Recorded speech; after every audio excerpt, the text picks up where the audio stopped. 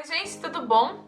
Como prometido, eu vim fazer mais um vídeo relacionado a borderline. Para lembrá-los, eu não sou médico, eu não sou especialista e eu não estou aqui para falar ou dar diagnósticos de forma alguma. Eu estou aqui como paciente de borderline. Importantíssimo, nunca faça autodiagnóstico e nunca tome medicamento por si mesmo. Eu quis dividir esse assunto em 3 partes, que é a primeira parte seria o que é o borderline, porque muita gente não sabe o que é o borderline. O segundo vídeo é como foi e como que é feito o diagnóstico de borderline. E o terceiro vídeo eu quero contar um pouco da minha história com a borderline, como que foi a minha vida, como as coisas que eu passei durante a vida sem saber que eu tinha borderline, como que me prejudicou em muitos aspectos e também como que me ajudou em outros aspectos, porque não são só coisas ruins. E também quero dar algumas dicas que eu tenho aprendido ao longo desse ano, porque esse ano foi o ano mais difícil que eu passei relacionado a borderline, e eu sofri muito mesmo. Eu entrei nesse assunto de borderline porque já faz algum tempo que eu venho compartilhando com vocês os meus problemas psicológicos. Eu fiz 2 vídeos. Em um vídeo, algum tempo atrás, eu falei que eu tinha síndrome de personalidade, só que eu não sabia exatamente o que era. Nesse vídeo eu ainda estou falando com vocês em relação à parte ciência, tá? O que é a borderline em relação à ciência e como que é tratado e como que foi diagnosticado no meu caso e por que demora tanto para ser diagnosticado.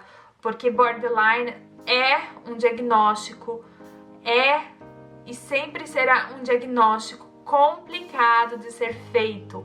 Ele não é fácil, é um diagnóstico demorado. Para mim demorou quase 3 anos para ser diagnosticado, porque, como eu falei no vídeo passado, borderline nunca vem sozinho, sempre vem acompanhado de outras síndromes ou doenças concorrentes que camuflam, né, a doença.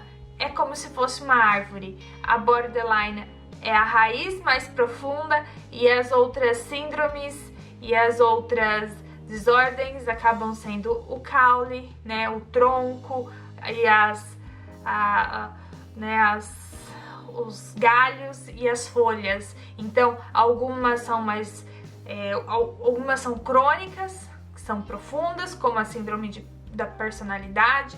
Outras são mais difíceis, como a depressão, que seria o tronco, né, da árvore. Outras síndromes são galhos, que são mais fáceis de podar, e outras são folhas, que são realmente em grau mais leve e mais fácil de lidar. Então, para relembrar vocês, borderline é a síndrome de personalidade e é um conjunto de síndromes ou desordens mentais sérias ou crônicas que faz com que o paciente mude de humor, sensações, comportamento e emoções ao longo do dia. Não é ao longo da semana, não é ao longo do mês, tá? É ao longo do dia. E normalmente essa mudança drástica, porque não é uma mudança assim, eu tô feliz, aí eu fico um pouquinho triste. Não, você está extremamente eufórico e de extremamente eufórico você vai para extremamente depressivo ao ponto de querer cometer suicídio. E isso leva com que nós que somos pessoas com a síndrome de borderline acabamos sendo pessoas extremamente impulsivas, extremamente sensíveis e, aos olhos das outras pessoas, extremamente dramáticas, tá? E isso proporciona relacionamentos instáveis. O meu diagnóstico demorou praticamente 3 anos para ser feito. A primeira vez que eu fui ao médico, eu tinha passado 1 mês em casa. Eu tinha ataque de pânico ao sentar no sofá e pensar que eu queria fazer xixi, mas não conseguia. E na Holanda todo mundo tem um clínico geral, então nós marcamos uma consulta com o nosso clínico geral, ele tem toda a nossa ficha médica. No consultório já tive um ou 2 ataques de pânico, aí quando eu entrei dentro da sala dele, eu não conseguia falar, eu comecei a passar mal, eu desmaiei, e aí ele já sabia o que estava acontecendo, ele me passou um medicamento. Aqui na Holanda é uma coisa bem relutante eles passarem medicamento, é só em caso, quando tá muito fora de controle, que eles passam medicamento, assim, eles são bem relutantes a isso. Eles dão preferência aos tratamentos alternativos e às terapias específicas. Eu passei por todos os exames de sangue, exame de tireoide, e para poder, né, ter um diagnóstico mais certeiro. Como eu estava num grau muito elevado, eu fui diretamente encaminhada para o hospital, tá? Eu fui encaminhada para o hospital porque no hospital eles têm uma equipe especializada, 2 psiquiatras, 5 psicólogos, e nesses casos, quando a pessoa está num grau tão elevado, ela é mandada para o hospital. Quando não é um grau tão elevado, o clínico geral, né, da pessoa, ele encaminha para uma clínica especializada, né, que tem o psiquiatra, os psicólogos, mas no meu caso eu precisei ir diretamente para o hospital. Eu acho muito importante ressaltar e lembrá-los que o medicamento ele funciona para estabilizar o paciente, tá? Ele não é cura. E para alguns casos, como quem tem algumas síndromes ou desordens crônicas, é fundamental, mas isso depende de paciente para paciente, de pessoa para pessoa, situação para situação. Então não é uma coisa que eu gosto de falar, eu tomo esse medicamento, eu tomo aquele medicamento, ou isso ou aquilo. Eu prefiro que esse assunto fique restrito entre, né, paciente e médico. Então, logo que eu cheguei no hospital, eu passei por vários testes, gente, vários testes. E os primeiros tópicos, né, que apareceram foi depressão profunda, ansiedade generalizada, fobia social, síndrome do pânico, estresse pós-traumático, insônia crônica. E aí eu comecei a tomar um medicamento e fui indicada por uma clínica específica aqui na Holanda para fazer tratamento. Nessa clínica eu passei por outra avaliação. Eu passei pela primeira avaliação para ver se eu estava apta a ser aceita naquela clínica, se era a clínica certa. E aí eu passei por uma segunda avaliação, que seria qual departamento que eu seria tratada. E aí começaram o tratamento de depressão, ansiedade generalizada, eu comecei a fazer os exercícios, a síndrome do pânico, fobia social, que estava em um grau muito elevado, e eles começaram a estabilizar, e ao longo, né, do tratamento eu tive outros diagnósticos, que é automutilação, distúrbio alimentar. Distúrbio alimentar eu tenho de nova, assim, acho, desde os 10, 11 anos. É a síndrome da disforia da tensão pré-menstrual, alguma coisa assim, eu não sei bem a tradução. Tivemos uma outra reavaliação e mudei de psicóloga. Na mesma clínica, mudei de psicóloga para uma outra psicóloga mais especializada. E aí, como a depressão já estava estabilizada, síndrome do pânico, eu já tinha aprendido várias coisas, eu já estava mais ativa, né, na sociedade novamente, até que chegou num ponto que estabilizou, né, eu estabilizei e eu passei por um bom período estável. E aí eu ia para sessões e tinha, né, as reclamações de sempre, que era um crônico vazio, raiva explosiva, era medo de abandono, que são todos aqueles sintomas que eu mencionei para vocês na síndrome de personalidade. E foi quando foi cogitado, falado, nós vamos fazer um teste com você, e se esse teste se confirmar, nós vamos te mandar para mais 2 outras equipes para eles fazerem mais 2 testes diferentes para ver se realmente o resultado é parecido ou é o mesmo ou se nós estamos equivocados. Esse ano eu tentei suicídio 6 vezes no verão por causa da minha instabilidade emocional, da minha instabilidade, né, de sensações, emoções, medo do abandono.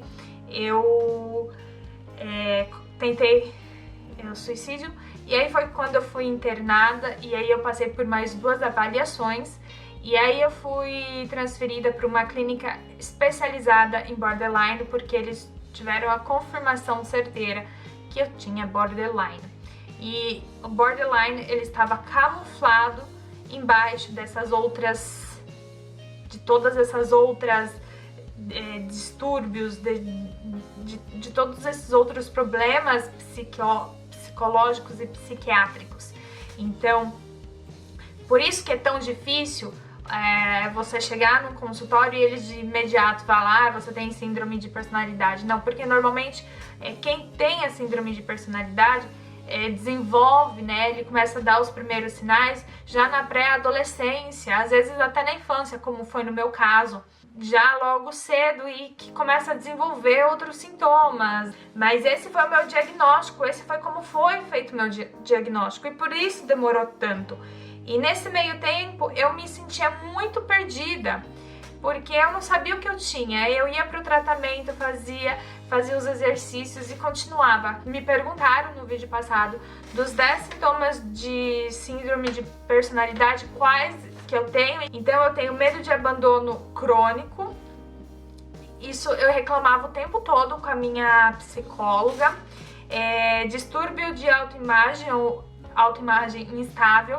Isso é crônico, isso eu tenho desde pequena. Eu ainda tenho muito problema com isso. Comportamento suicida ou automutilação em estado grave. Tanto o sentimento de abandono quanto o sentimento crônico de vazio, eles são persistentes. Nós, né, somos pessoas que buscamos emoções o tempo todo porque nós temos esse lado vazio que parece que não tem nada que preencha. Então é uma coisa muito devastadora, assim, porque às vezes você fala, mas eu tenho tudo que eu quero e ainda tem aquele vazio, sabe? E é frustrante e o que leva à raiva explosiva. Eu tenho raiva explosiva e esse é um grau moderado a elevado, tá? Ele não é uma raiva explosiva crônica ou grave, é moderado. Desassociação com o corpo, desconexão, né, com o corpo, eu tenho em grau grave. Comportamento de autossabotagem em grau crônico e relações instáveis em grau grave. Então eu tenho todos os 10 sintomas e praticamente só um que é grau moderado, que é raiva explosiva. Todos os outros são grau grave a crônico. E hoje em dia eu trato, né, a depressão com medicamento, a ansiedade generalizada, a fobia social, graças a Deus eu consegui estabilizar num grau bem leve. É bem raramente que eu sinto um pouquinho de medo de sair de casa. Quando eu tenho crise, né, de personalidade, de borderline, quando eu tenho uma crise profunda, aí alguns dos outros sintomas das doenças co-ocorrentes, elas despertam, né? Elas voltam, mas logo passam. Eu espero que esse vídeo tenha sido informativo para vocês. Eu espero que vocês curtam o vídeo, tá? Não posso dizer, espero que vocês tenham gostado, porque é um assunto complicado, mas eu espero que vocês curtam o vídeo, que vocês compartilhem, deixem as suas dúvidas que eu posso responder no próximo vídeo. É isso, um beijo, um abraço e a gente se vê no próximo vídeo. Tchau!